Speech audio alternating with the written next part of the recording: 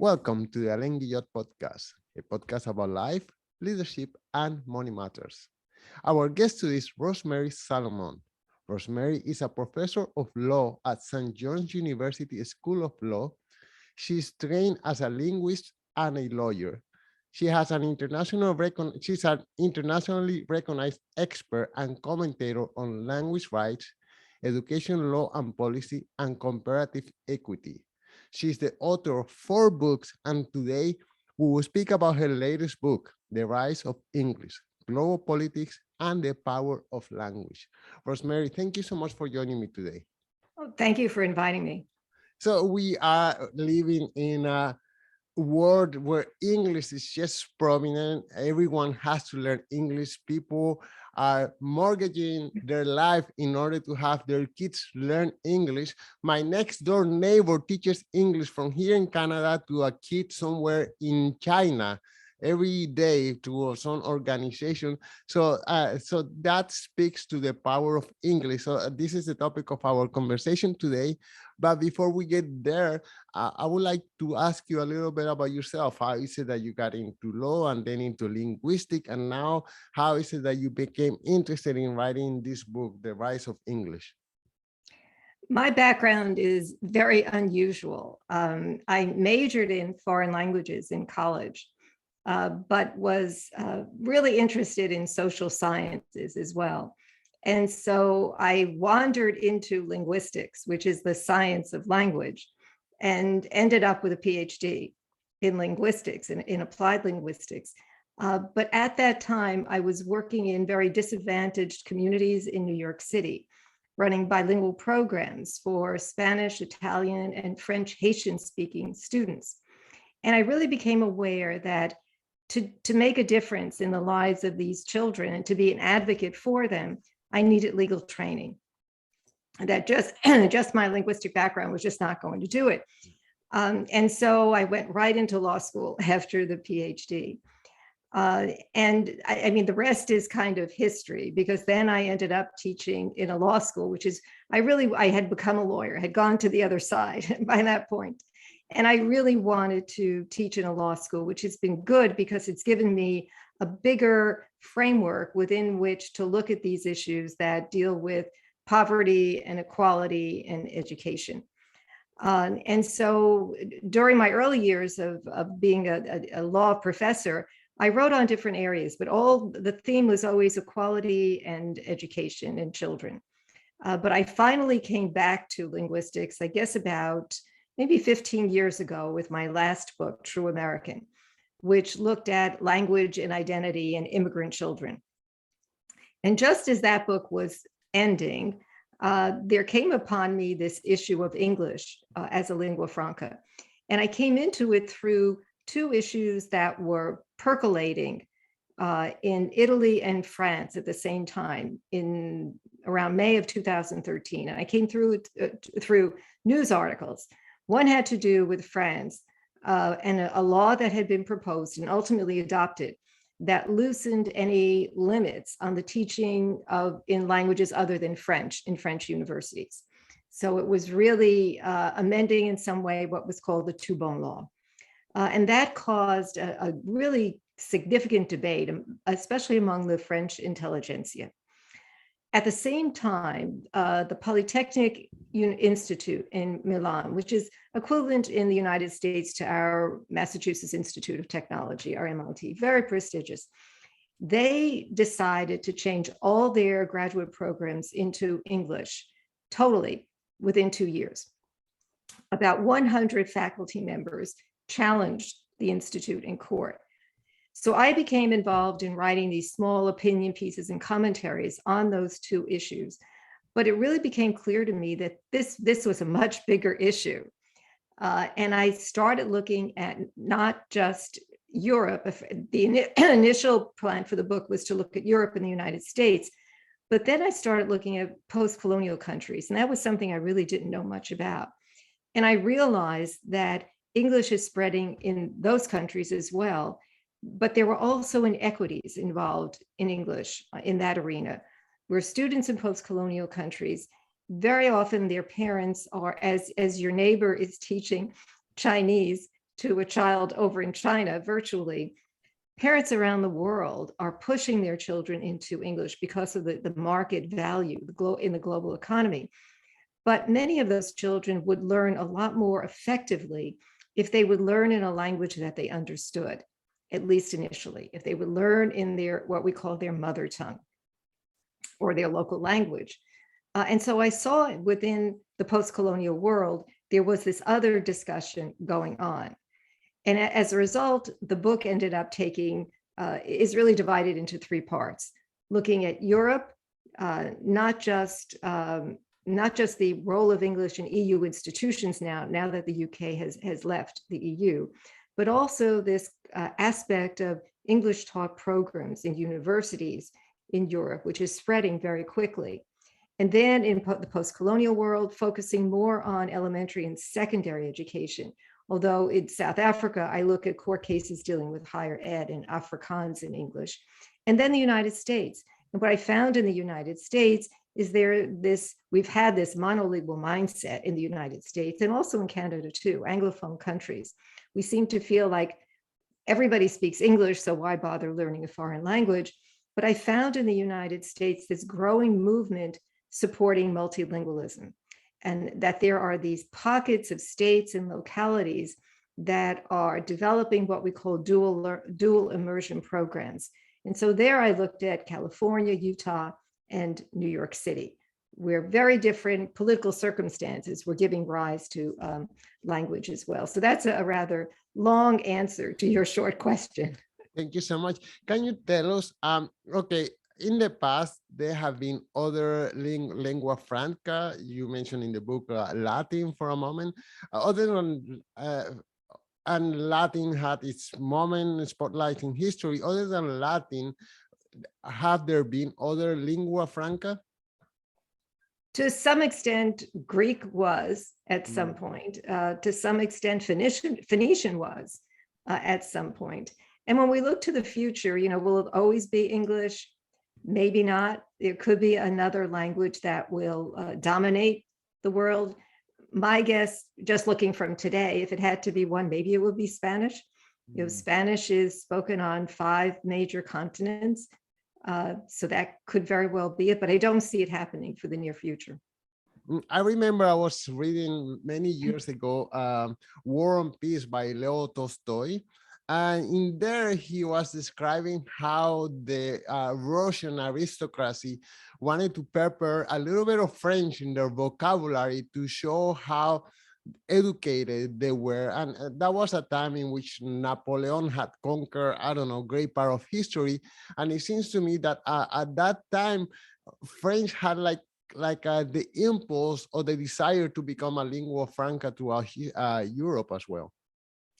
French was, to a great extent, it was the language of literature and diplomacy and high culture, and certainly in Russia, any educated person would have spoken French. But even within more recent years, in the 20th century, I mean, I know the high school that I attended, the sisters, the nuns there, thought that every educated woman would speak French. So it was just language still, in more recent years, has been thought to be the language of the educated class. I'm sorry, French. French has been thought to be the language of the educated class. And it's very difficult for the French now to accept that English has become the dominant lingua franca.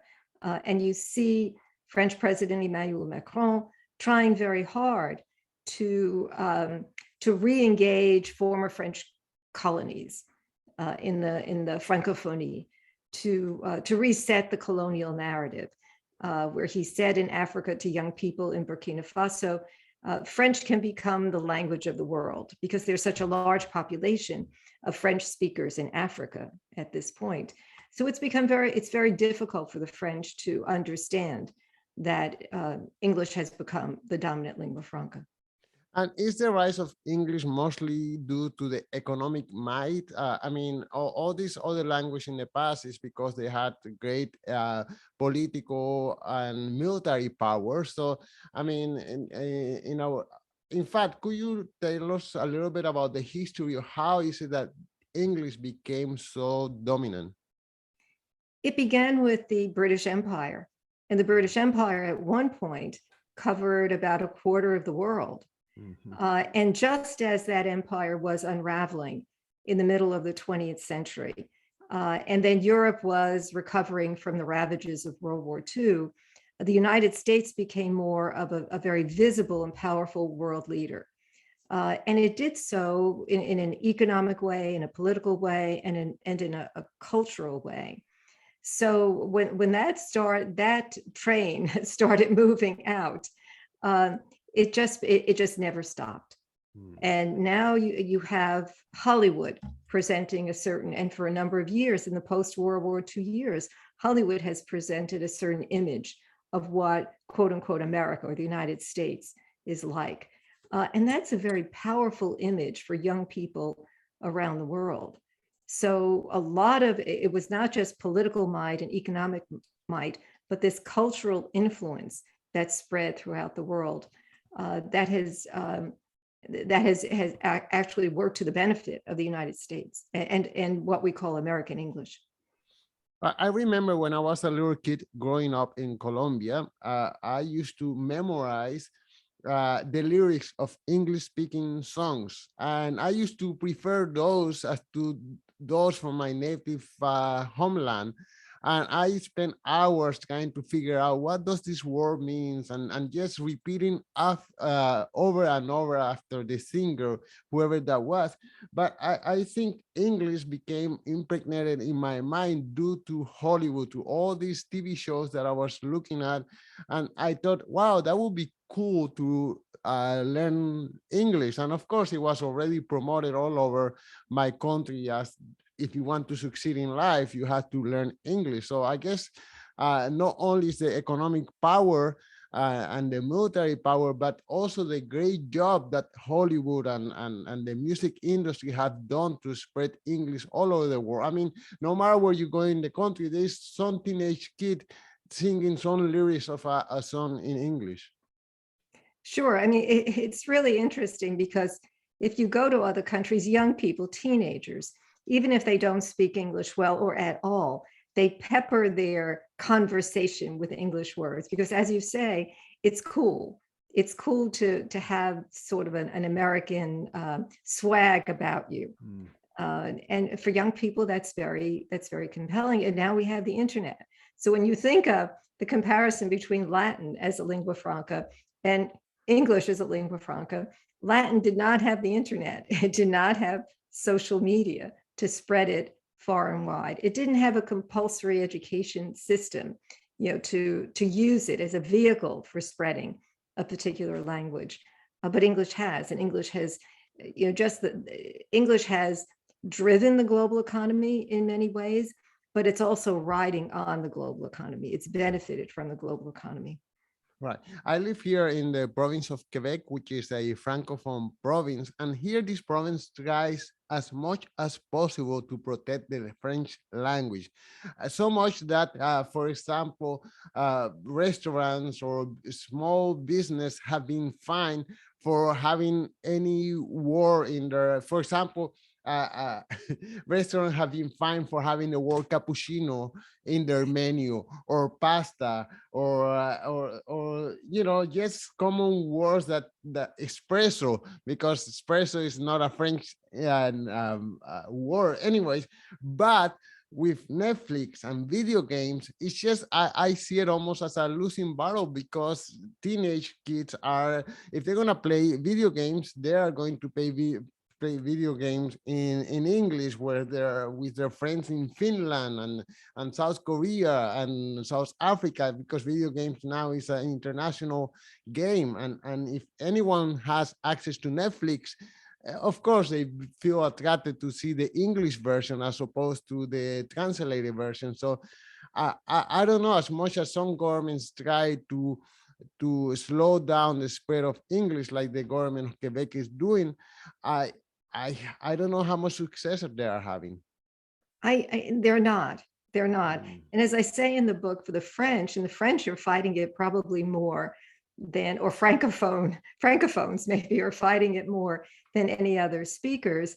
They're really fighting an enemy from within. They're fighting an enemy from within their country because there's such an attraction for English, not only among young people, but among parents as well. Parents want their children around the globe, want their children to learn English, to give them a leg up in the global economy. Okay, so to have this leg up in the global economy, I mean, we have to learn English, but also you are making a case to maintain the local language, whatever that local language is, to keep it alive, to nourish it, so it becomes an additional, so we will not lose it.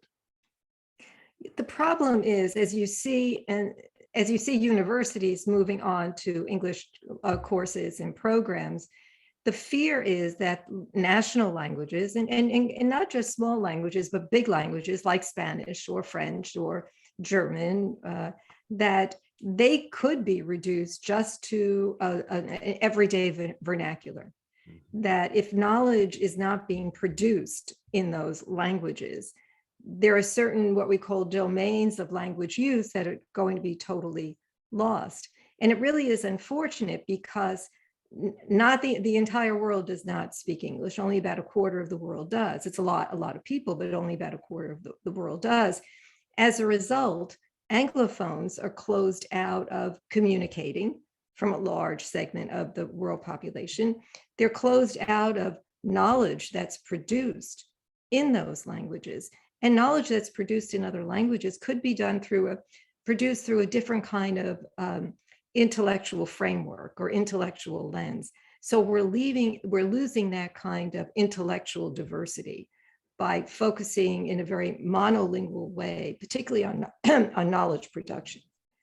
I wonder if you have any comments on the spread of artificial intelligence in order to promote communication among people. I mean, now we have, I guess, a Google Translator that if I go to China, I can speak to my phone and that phone will translate whatever I'm saying. I don't know how reliable that is. I haven't tried it yet, but a lot of people just say it's just fantastic for traveling. It is, but it leaves people with a false sense of security.